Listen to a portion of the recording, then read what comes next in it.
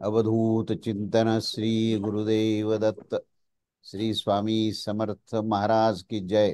तेव्हा बृहदारण्यक उपनिषदाचा आपण शांतीपाठ घेतला मागच्या वेळेस आणि पहिल्या अध्यायाच्या पहिल्या ब्राह्मणाचा आपण आरंभ केला आणि त्या पहिल्या ब्राह्मणाचा मध्ये प्रवेश करताना त्याचा कोणत्या कोणत्या कोणत्या विषयाशी त्यामुळे संबंध भाष्य आपण प्रारंभ केलं आणि याचा संबंध जो आहे तो आत्मतत्वाशी आहे की आत्मतत्व नेमकं काय आहे कसं ते जाणलं पाहिजे आणि या संदर्भामध्ये तिथे उहापोह केला चर्चा केली आहे आणि आपण कुठपर्यंत आलो त्याच्या पुढे मी घेतो की आपण उपक्रमार्थ आत्मा कसा आहे या संदर्भातली चर्चा पाहिली आणि आत्मा काय आहे आणि कसा आहे याचं ज्ञान आपल्याला झालं पाहिजे असा निर्णय जो आहे तो ह्या चर्चेमध्ये घेतला आणि त्याच्यानंतर हे ब्रह्मतत्वास न जाणण्यामुळे काय होतं तर मनुष्याचा मृत्यूचं भय राहतं त्याला देहभाव असल्यामुळे त्या देहभावामध्येच अखंडपणे मृत्यूचं भय असतं त्यामुळे ब्रह्मतत्वास किंवा आत्मतत्वास न जाणल्यामुळे हे मृत्यूचं भय राहतं आणि तो मरणास प्राप्त होत असतो असा त्याचा परिणाम आहे त्यामुळे आपण ह्या नेहमी निर्भय आणि त्या अमरतत्वाशी संबंधित असल्यानंतर मृत्यूचा आपला संबंध राहत नाही हा एक मुद्दा त्या ठिकाणी सांगितला आहे तेव्हा अशा प्रकारचा हा प्रारंभ करून ज्याप्रमाणे कर्म केलं त्याप्रमाणे जसं शास्त्राचं आदेश आहे किंवा शास्त्राच्या आदेशाच्या अनुसार जशा प्रकारचं कर्म आहे तसा देह मिळतो आणि देह जसा प्राप्त झाला तसं कर्म त्याच्यातून होत असतं असं असा हा सिद्धांत आहे तेव्हा अशा प्रकारे हे ही आपण जे काही विषयाचा आरंभ करून आपण पुण्यकर्माने पुण्यवान आणि पापकर्माने पापमय होत असतो असं सिद्धांत शास्त्राच्या अनुसार आहे आणि इतकं सगळं सांगितलं गेलंय तेव्हा तिथे आपण प्रत्यक्ष आत्मा काय आहे ह्याचं मी तुम्हाला प्रत्यक्ष दाखवेन असं तिथे उपक्रम आहे तेव्हा आत्मा हा विज्ञानमय आहे म्हणजे तो सर्वत्र सर्वव्याप्त आहे अशा प्रकारे या देहापासून तो भिन्न आणि तो सर्वत्र सर्वव्याप्त आहे असं एक विधान या ठिकाणी केलेलं आहे तेव्हा हे भिन्नत्व कसं आहे म्हणजे या प्रकृती म्हणजे शरीरापासून भिन्न याचा अर्थ असा की या पंचमहाभूतात्मक त्रिगुणात्मक प्रकृतीपासून तो सर्वथा अलिप्त आहे म्हणून त्याला भिन्न असा शब्द वापरलाय तर तो अलिप्त कसा आहे ह्याचे आपल्याला आता अध्ययन करायचं जर म्हणाल की आत्म्याचं अस्तित्व तर प्रत्यक्ष प्रमाणाचाच विषय आहे का आणि असं म्हणणं ठीक राहील का तर ते बरोबर नाहीये कारण त्याला प्रमाण प्रकृतीचं प्रमाण दाखवता येणार नाही आपण जेव्हा प्रमाण असा विषय मांडतो तेव्हा प्रमाण जे असतं ते प्रकृतीचं साधर्म्य किंवा प्रकृतीचं उदाहरण ठेवून आपण कुठल्याही गोष्टीचं स्पष्टीकरण देतो तसं आत्म्याला प्रकृतीचं उदाहरण देऊन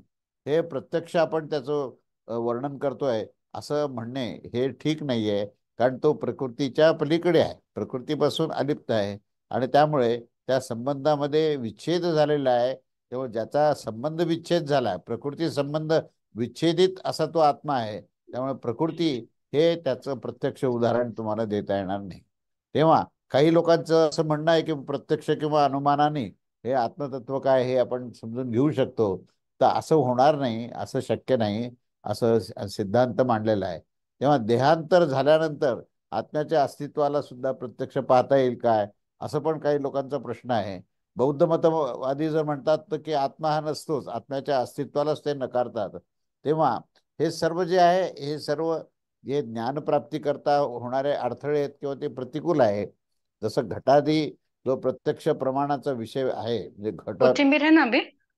नींबू?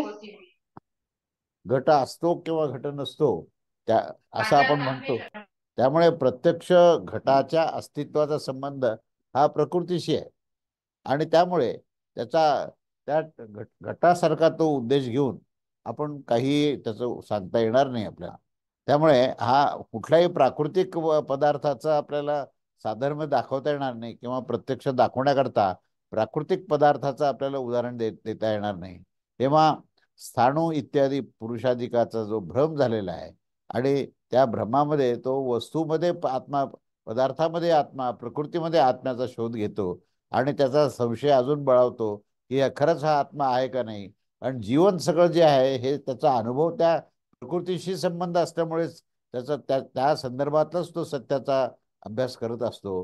म्हणून या ठिकाणी प्रकृतीचा संदर्भ न घेता आपल्याला अभ्यास करावा लागेल. तेव्हा हे प्रत्यक्ष वस्तूमध्ये संशयाचा अभाव हा त्या ठिकाणी दाखवला जाऊ शकत नाही. तेव्हा हे जे कथन आहे की प्रकृतीच्या साधर्म्याने आत्मा पाहता येईल प्रत्यक्षाने किंवा अनुमानाने, तर हे आपल्याला असं करता येणार नाही. स्थाणू इत्यादीचे प्रत्यक्ष निरूपण होऊन गेल्यावर त्यामध्ये संदेह राहत नाही. परंतु वैनाशिक आणि इतर या अहमवृत्तीचा जो संबंध आहे आणि अहमवृत्तीचा उदय झाल्यानंतर त्या देहांतरानंतर त्यापेक्षा भिन्न अशा आत्म्याला न होण्याचाच निश्चय हा होत असतो. कारण संबंध जो प्रवास आहे म्हणजे पूर्ण जीवन काळामध्ये हे संबंध प्रवास हा प्रकृतीशी संबंध असलेला आहे. एवढंच नाही तर देहांतरानंतर सुद्धा जो काही जीवात्मा तो देह सोडून दुसरा देह धारण करण्याकरता जो प्रवास करतो, तर त्या प्रवासात सुद्धा त्याच्यावर मन बुद्धी चित्त अहंकार आहे, त्याच्यावर सर्व वासना आहेत. या सगळ्याचा समुच्चय सुद्धा हा त्रिगुणात्मक प्रकृतीचाच आहे. आणि प्रकृतीच्या व्यतिरिक्त त्या जोपर्यंत जीव भाव आहे तोपर्यंत प्रकृतीचा संबंध आहे. आणि जोपर्यंत प्रकृतीचा संबंध आहे तोपर्यंत तुम्हाला आत्मतत्वाचा कुठलाही निर्णय आणि कुठलाही प्रमाण किंवा अनुमान हे आत्मतत्वाच्या संदर्भात सांगता येणार नाही, असं या ठिकाणी ठासून सांगितलं आहे. तेव्हा आत्म्याच्या अस्तित्वाची सिद्धी ही या प्रकृतीचा संदर्भ घेऊन होऊ शकणार नाही. अशा प्रकारच्या अनुमानाने देखील आत्म्याचे अस्तित्व सिद्ध होऊ शकत नाही. तेव्हा श्रुतीने आत्म्याच्या अस्तित्वामध्ये हे त्याला बंद करायचं लिंग असं म्हटलं आहे. तेव्हा लिंग म्हणजे बीज असं दाखवलंय की ते तत्वस्वरूपामध्ये आत्मतत्व काय आहे असं हे श्रुतीने त्याचं वर्णन केलंय. या कारणाने आत्मा प्रत्यक्षात तो अनुमान प्रमाणाचा देखील विषय होत असतो असं काही लोक म्हणतात. परंतु ते अयोग्य आहे. कारण कितीही प्रयत्न केला तरी प्रत्यक्ष आणि अनुमानाने आणि प्रकृतीचा संदर्भ घेऊन तुम्हाला आत्मतत्वाचं विवेचन करता येणार नाही. कारण जन्माजन्मांतराचा जो संबंध आहे तो प्रकृतीचाच आहे. त्यामुळे त्या आणि आगमग्रंथाचा सुद्धा जो काही विनियोग केला जातो, वेदोक्त जे काही विशेष असा अभ्यास केला जातो, तो सर्वच्या सर्व अभ्यास सुद्धा त्या परा अपरा प्रकृतीचाच आहे, प्रकृतीच्या पलीकडे नाही. त्यामुळे हे कितीही तुम्ही दर्शनकाराचा जरी संदर्भ घेतला, नैयायिक आहेत आणि वैशेषिक आहेत, हे सगळे जे काही दर्शनकार आहेत हे सगळे हे प्रकृतीचा संदर्भ घेऊन ते वादविवाद करत असतात, मतमतांतर मांडत असतात. परंतु ह्या सर्व मतमतांतराच्या पलीकडे ते आत्मतत्व आहे. आणि म्हणून त्या आत्मतत्वाला जर आपल्याला समजून घ्यायचं असेल तर काय करायचं हे पुढे दिलेलं आहे. तेव्हा आमच्या बुद्धीपासून निघालेले जे तर्क आहेत, जी कल्पना आहे ती आत्मा प्रत्यक्ष आणि अनुमानाचा विषय असं जे काही पुष्कळ म्हणजे दर्शनकार सुद्धा परस्परांमध्ये खंडन मंडन करतात, तेव्हा हा खंडन मंडनाचाही विषय नाही आहे. तेव्हा आत्मतत्व जर समजून घ्यायचं असेल तर आत्मस्वरूपता कशी असावी म्हणजे हे पुढे त्याचं वर्णन केलेलं आहे. तेव्हा सर्व प्रकारच्या ह्या देहांतराचा संबंध ठेवणारा जो जीवात्मा आहे असं जाणणारे आणि देहांतरापर्यंत इष्टाची प्राप्ती आणि अनिष्टाची निवृत्ती हाच विषय आहे. कारण त्याच्याशिवाय दुसरा विषय नाही की आम्हाला भोग्य वस्तू मिळाली पाहिजे आणि आमचे सगळे त्रास दूर झाले पाहिजेत. अशा प्रकारचाच विचार करणारे लोक जेव्हा आत्मतत्वाचा संशोधन करतात तेव्हा त्यांना काहीही मिळू शकत नाही. कर्मकांड वगैरे आरंभ केला आहे आणि त्यामध्ये आत्म्याचा विनियोग इष्टप्राप्ती आणि अनिष्ट निवृत्तीची इच्छा ठेवून या तो जीवभाव जो आहे तो कर्तृत्व आणि भोक्तृत्व याचाच अभिमान बाळगून तो जीवात्मा ह्या अज्ञानासच प्राप्त होतो. त्यामुळे विपरीत असं हे त्याच्या विपरीत ब्रह्म आत्म स्वरूपचं जे ज्ञान आहे की ब्रह्मतत्व आणि आत्मतत्व एकच आहे, त्या अभेद्यताचं जे ज्ञान आहे ते ज्ञान त्याला ह्या पद्धतीने मिळू शकत नाही. जोपर्यंत त्या अज्ञानाची निवृत्ती होत नाही तोपर्यंत हा जीव जो आहे तो कर्मफलाच्या रागद्वेष रूप स्वाभाविक दोषांनी प्रेरित होऊन तो शास्त्रकथित विधिनिषेधाचा उल्लंघन करून देखील त्याचं जे भ्रमण होणार मन आणि वाणी आणि शरीर इत्यादीच्या दृष्टीने दृष्ट आणि अदृष्ट, अनिष्ट आणि इष्ट आणि अनिष्ट अशा प्रकारच्या ह्याच्यामध्ये ह्या संघर्षातच तो राहतो. म्हणून साधनभूत अधर्मसंज्ञक जे कर्म आहे ते अधिकतेने करत राहत असतो. कारण स्वभावजनिक जो दोष आहे तो अधिक जास्त प्रबल असतो. त्यापासून त्या स्थावरपर्यंत अधोगती प्राप्त होत असते. कधी शास्त्रोक्त संस्काराची सुद्धा प्रबलता होत असते. त्या समयी हे मन इत्यादीने अधिकतर धर्मसंज्ञक इष्टसाधनाचं संपादन करत असतो. म्हणजे आचरणामध्ये धर्माचं आचरण, स्वधर्माचं आचरण हे जरी त्या ठिकाणी पोषक असलं तरी हे केवळ एक पायाभूत स्थिती आहे. पण जेव्हा तुम्ही ज्ञानस्वरूप व्हाल त्यावेळेस ह्या सर्व कर्माचा, क्रियेचा आणि प्रकृतीचा हा संबंध विच्छेद झालेला असतो. म्हणून ज्ञानाचे जे उपासक आहेत ते पहिल्यांदा ह्या भेदापासून अभेद्य तत्वापर्यंत जाण्याचा हा त्यांचा प्रवास जो आहे हा महत्वाचा आहे. तेव्हा धर्म अधर्म किंवा स्वधर्म या सगळ्याचा आणि अगदी म्हणजे इहलोक परलोक पितृलोक इत्यादी हे सर्व प्राप्त करण्याचं ते प्राप्ती रूप जे फल आहे, हे सर्व जे काही गोष्टी आहेत या आत्मतत्व ह्याच्या पलीकडे आहे. म्हणून ह्या सगळ्या प्रक्रियेमधून आत्मतत्वाकडे तुम्हाला पाहता येणार नाही. तर ह्याचा विनियोग करून आपल्याला पुढे जायचंय. धर्माचा विनियोग करायचा, शास्त्राचा विनियोग करायचा आहे आणि शास्त्राच्या विनियोगानेच पुढे आपल्याला आत्मतत्वापर्यंत जायचंय. तेव्हा देव देव उपासना ही जी आहे ही शास्त्राच्या अनुसार आपण करतो. पण अंतिम या देव उपासना किंवा कोणत्याही कर्मकांडाच्या तुलनेमध्ये शेवटी आत्मोपासक जो आहे तो सर्वश्रेष्ठ ठरतो. म्हणजे वैदिक कर्म सुद्धा आपण पाहतो की त्याच्यामध्ये सुद्धा दोन प्रकार, की निवृत्ती प्रधान आणि प्रवृत्ती प्रधान अशा दोन स्मृती देखील आहेत. धर्म आणि अधर्म याच्या समान मात्रा झाल्यावर मनुष्यत्वाची प्राप्ती होत असते. अशा प्रकारे धर्म व अधर्म रूप साधनेने होणारे जे ब्रह्मतत्वापासून ते ब्रह्मदेवापासून स्थावरापर्यंत नामरूप आणि कर्म याचा आश्रय घेऊन स्वाभाविकच इथे अविद्याचा दोष प्राप्त होतो आणि त्याची गती ही संसारामध्येच राहते.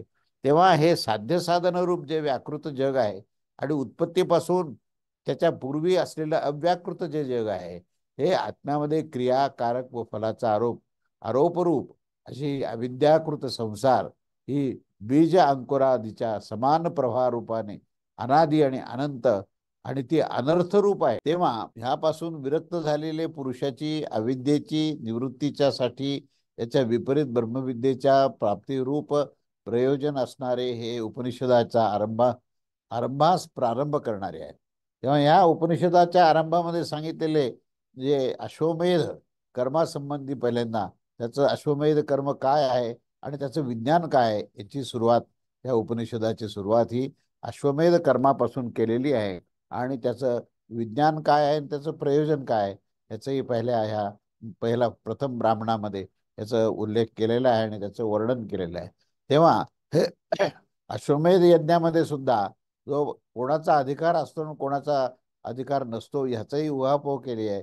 विज्ञानाचीच त्याच्या फलाची प्राप्ती होऊन जाईल. जसे की ज्ञान उपासना ह्यानेच अथवा कर्माने त्याच्या फलाची प्राप्ती होत असते, तसे हे प्राणदर्शन हे लोकप्राप्तीचे साधन आहे इत्यादी श्रुतीद्वारे सिद्ध झाले आहे. तेव्हा जर म्हणाल की अश्वमेध विज्ञान आणि अश्वमेध कर्माचा संबंध हा ठेवत असाल तर त्या अश्वमेध कर्माचा आणि अश्वमेध विज्ञानाचा परस्पराचा संबंध हा प्रत्यक्ष नाहीये. कारण कर्मकांडामध्ये मनुष्य जो आहे तो क्रियाप्रधानच असतो. त्या ठिकाणी त्याची ज्ञानप्रधानता आढळत नाही, आत्मस्वरूपता आढळत नाही. आणि मग आत्माच हा विज्ञान स्वरूप असल्यामुळे अश्वमेध विज्ञान हे अश्वमेधाच्या कर्माशी ही संबंध ठेवता येणार नाही, तर ते योग्य होणार नाही. जो अश्वमेधाचं यजन करत असतो अथवा जो अशा प्रकारे जाणत असतो की तो सर्व पापास पार करून जात असतो, असं त्याला अशा प्रकारच्या कर्माचं ज्ञान आणि अनुष्ठानाचा विकल्प हा दाखवणारी जी श्रुती आहे याच्याविषयी याचा उल्लेख इथे उपासनेच्या प्रकरणामध्ये दिलेला आहे. अश्वमेधापासून भिन्न असलेला चित्ताग्नी म्हणजे चितेचा अग्नी कर्मामध्ये याचे संपादन हे केले गेलेलं आहे. तेव्हा अश्वमेध विज्ञानाने देखील अश्वमेधाचेच फळ मिळत असते असा एक प्रकारचा भाव आहे. समष्टी आणि व्यष्टी हिरण्यगर्भ यांची प्राप्तिरूप फळ असणारा हा समस्त कर्मामध्ये अश्वमेध कर्म जे आहे हे सर्वोत्कृष्ट असं मानलेलं आहे. या अश्वमेध जे काही कर्म आहे, जे काही उपासना आणि कर्म जी दाखवलेली आहे ती सर्वोत्कृष्ट मानलेली आहे. कारण इथे ब्रह्मविद्येच्या आरंभी या अश्वमेध कर्माबद्दलचाच उल्लेख आहे.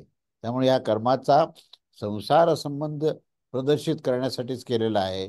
आणि अशा प्रकारे श्रुती जी आहे ती हिरण्य कर्माच्या या क्षुधारूप मृत्यूभावात प्राप्त केलेली दाखवलेली आहे. जर म्हणाल की नित्य कर्म हे संसार विषयक फल असणारा नसतो, तर ते योग्य होणार नाही. कारण नित्य कर्माचा संबंध संसाराशीच आहे आणि संसारामध्येच इष्टाची प्राप्ती आणि अनिष्टाची ही त्याग हे त्या ठिकाणी सांगितलं आहे. त्यामुळे कर्मफलाचा संसारिक विषयामध्येच उपसंहार केला जात असतो.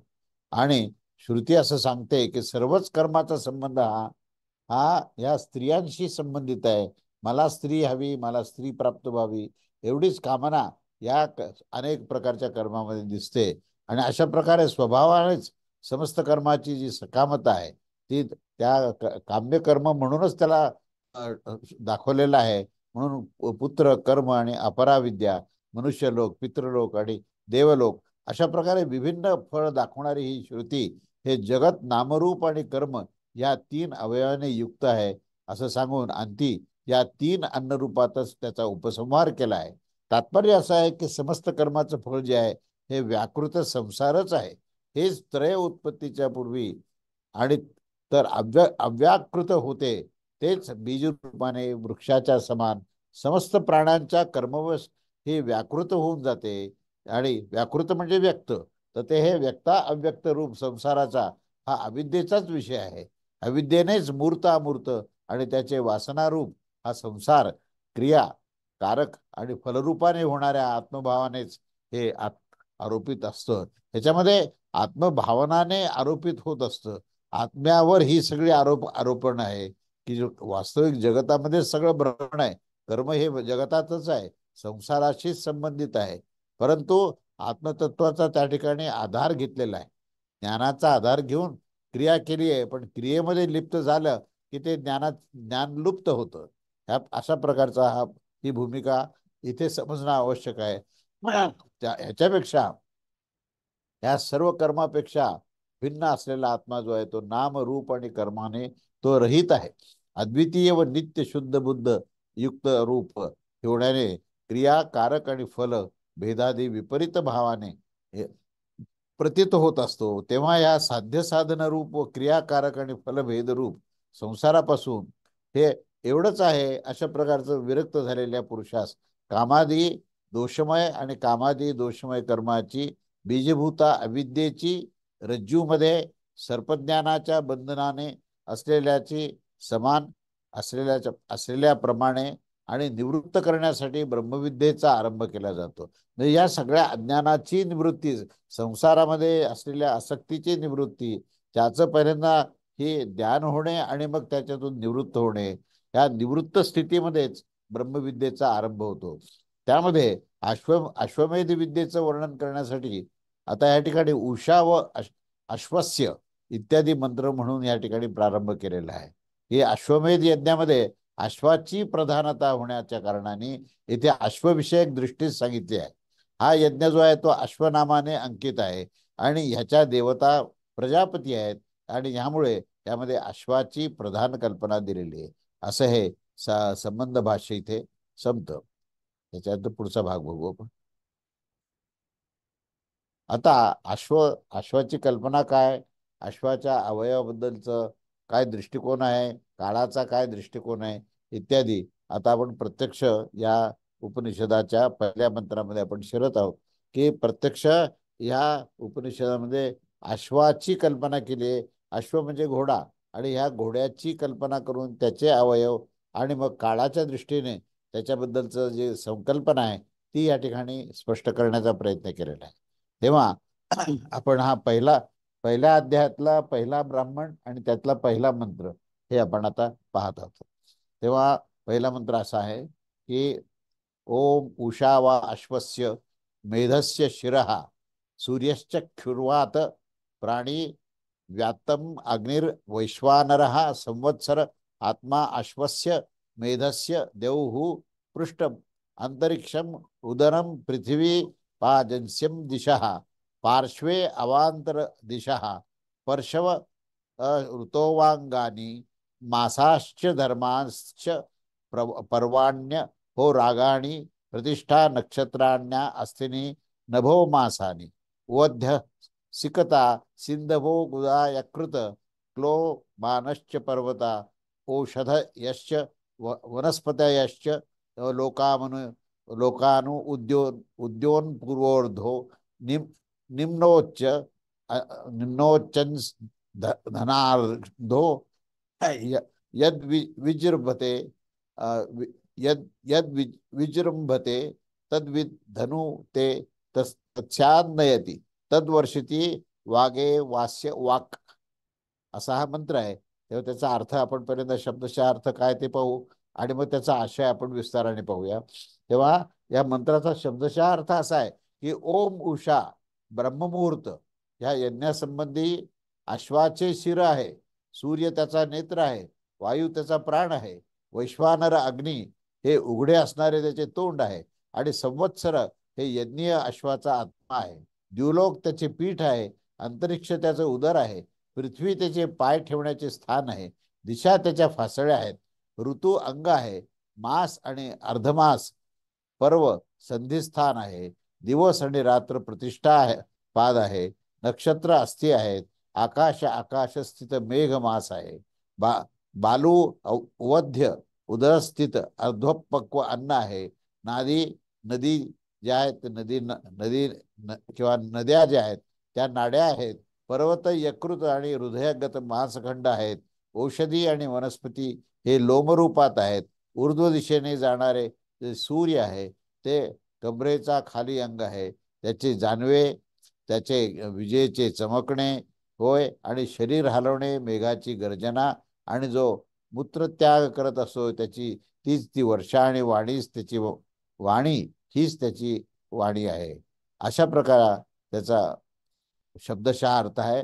आता विस्ताराने आपण त्याच्या अर्थाकडे जाऊया. तेव्हा ह्या पहिल्या ब्राह्मणाचा पहिल्या मंत्राचा आपण त्याचा अर्थ आशय पाहतो. आता इथे पहिला शब्दप्रयोग केलाय तो उषा असा शब्दप्रयोग केलाय. उषा वा इत्यादी हे ब्रह्ममुहूर्ताचे नाव जे आहे त्याचंच नाव उषा आहे. तेव्हा वै शब्द स्मरण करण्यासाठी आहे आणि हे प्रसिद्ध काळाचे स्मरण करत आहेत. ते प्रसिद्ध उषकाल प्रधान होण्याचे कारण त्याला शिर असं म्हटलं आहे. शिर देखील शरीराच्या अवयवामध्ये प्रधान असते. तेव्हा त्याच्यामध्ये मेधार्ह यज्ञार्ह यज्ञार्ह म्हणजे यज्ञासंबंधी अश्वाचे उषा शिर आहे असा याचा अन्वय अर्थ आहे. तेव्हा कर्माच्या अंगभूत पशुचे संस्कार केले पाहिजे. त्यामुळे त्याचे शरीर जे आहे ते इत्यादीपेक्षा कालादी दृष्ट्यास तिथे त्याची दृष्टी पाहिल्या जाते. त्यामध्ये कालाच्या दृष्ट्याने केले जात असते आणि ज्यामध्ये प्रजापती दृष्टीचे अध्यारोप केले जात असतात त्यापासून हे प्रजापत्य म्हणजे प्रजापती देवता संबंधी आहे. काल लोक आणि देवत्वाचा आरोप करणेच हे पशुचे प्रजापतित्व हे संपादन करणे आहे. ज्या प्रकारे प्रतिमेमध्ये विष्णुत्वाची प्रतिष्ठा केली जाते त्याच प्रकारे हे उक्त रूपाने प्रजापती आहेत. ज्या प्रकारे उषेच्या अनंतर सूर्य दिसून येत असतो आणि त्याच प्रकारे शरीराचा अभिमानी देवता ह्या नेत्र आहेत. सूर्यच नेत्राचा अभिमानी देव आहे आणि त्या कारणाने सूर्य त्याचा नेत्र आहे. वायू प्राण आहे कारण की तो वायूच्याच स्वभावाला हा धरून आहे. वैश्वानर अग्नी हा व्यात्त म्हणजे उघडे असलेले त्याचे मुख आहे. वैश्वानर हे अग्नीचे विशेषण आहे. अर्थातच वैश्वानर अग्नी याचे मुख हे उघडे होणारे अशा प्रकारचे आहे. वैश्वानर हे अग्नीचे विशेषण आहे.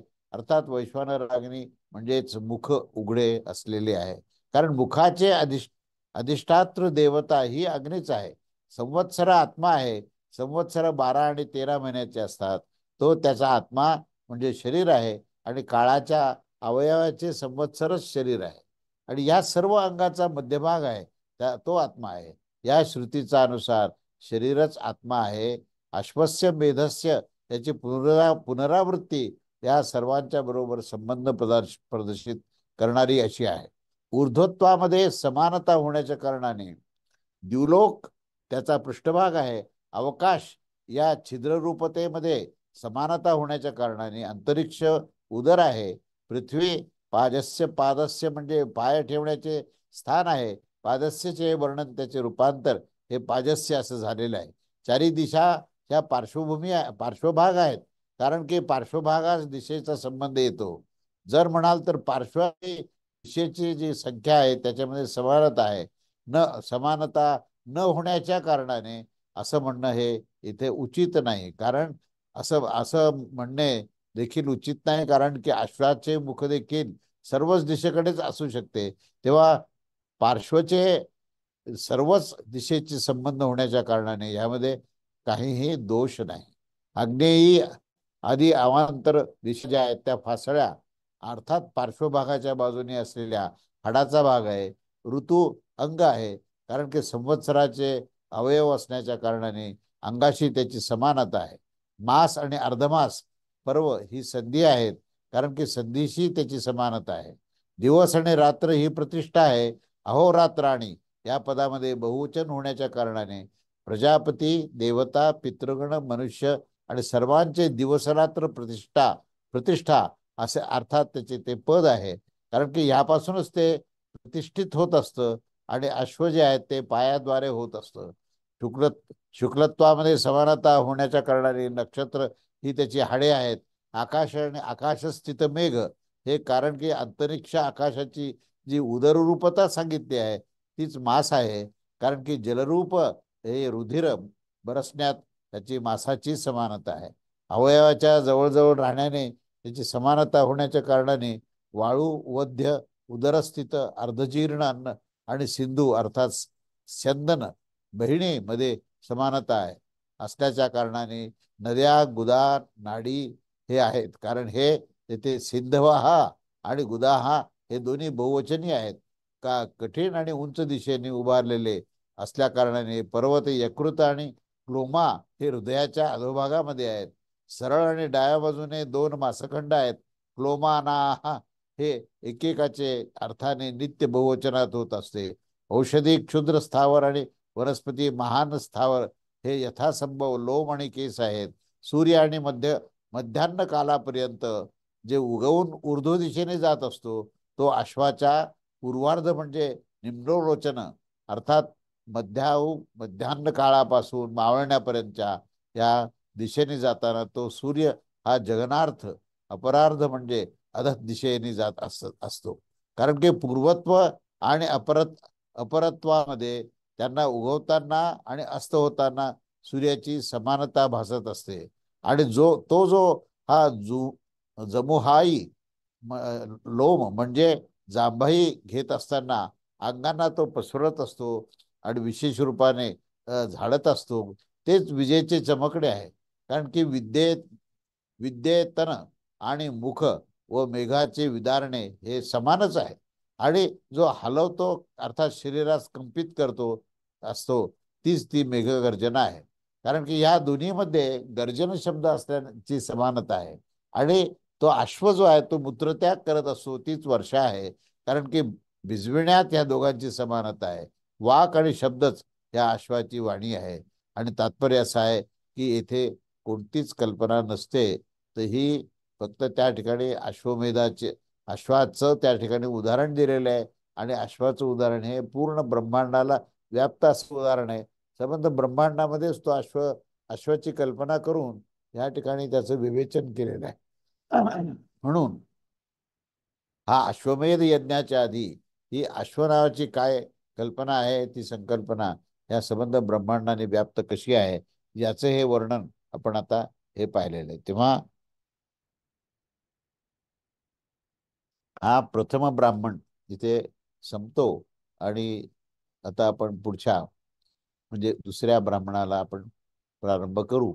त्याच्यामध्ये हा जो विषय आहे तर पुढे अश्वमेध संबंधी महिमा आणि संज्ञक या ग्रहादीमध्ये आहार इत्यादीची दृष्टी इथे या ठिकाणी दिलेली आहे.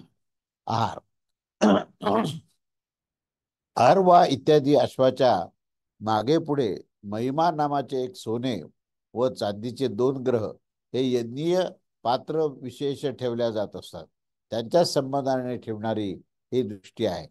दुसरा मंत्र असा आहे की अहर्वा अश्वम पुरस्तान महिमान जायते दास्य पूर्वे समुद्रे योनी रात्रिरेनम पश्चाम महिमना महिमान जायत तस्या परे समुद्रे योनिरे तौ अश्वम महिमानाव भीतः संबंध भूवतुः ह्यो भूत्वा देवान हद्वाजी गंधर्वा सुरान अश्वो मनुष्यान समुद्र एवास्य बंधुः समुद्रो योनी असा हा दुसरा मंत्र आहे. तेव्हा याचा अर्थ आपण शब्दशः अर्थापर्यंत पाहू की अश्वाच्या समोर महिमा रूपाने दिवस प्रगट होत असतो आणि त्याची पूर्व जो आहे तो समुद्र ही योनी आहे.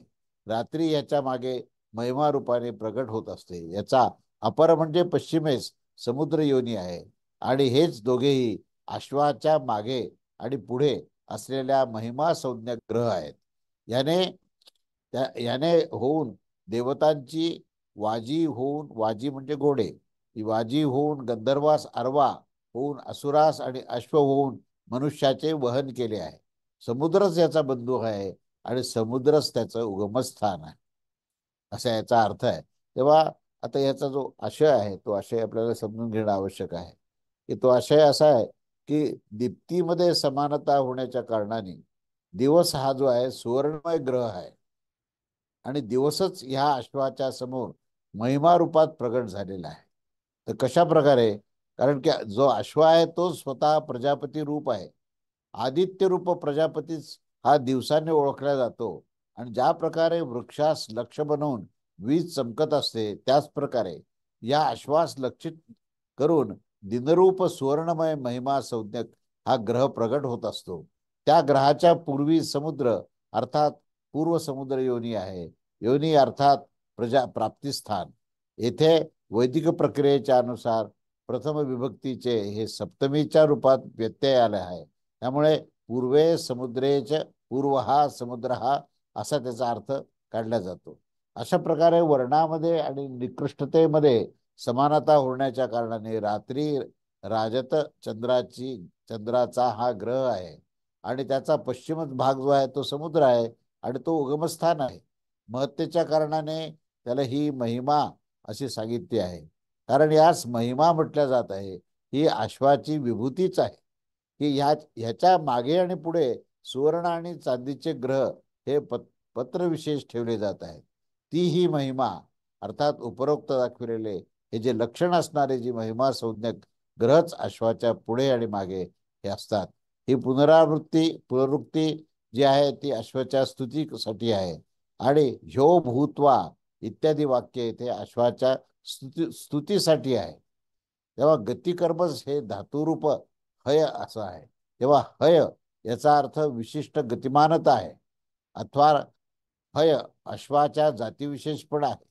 हय होऊन त्याने देवतांचं वहन केलं अर्थात प्रजापती होण्याच्या कारणाने त्यांना ही देवत्वाचं ही प्राप्ती करून घेतली अथवा ते देवतांचे वाहन झाले.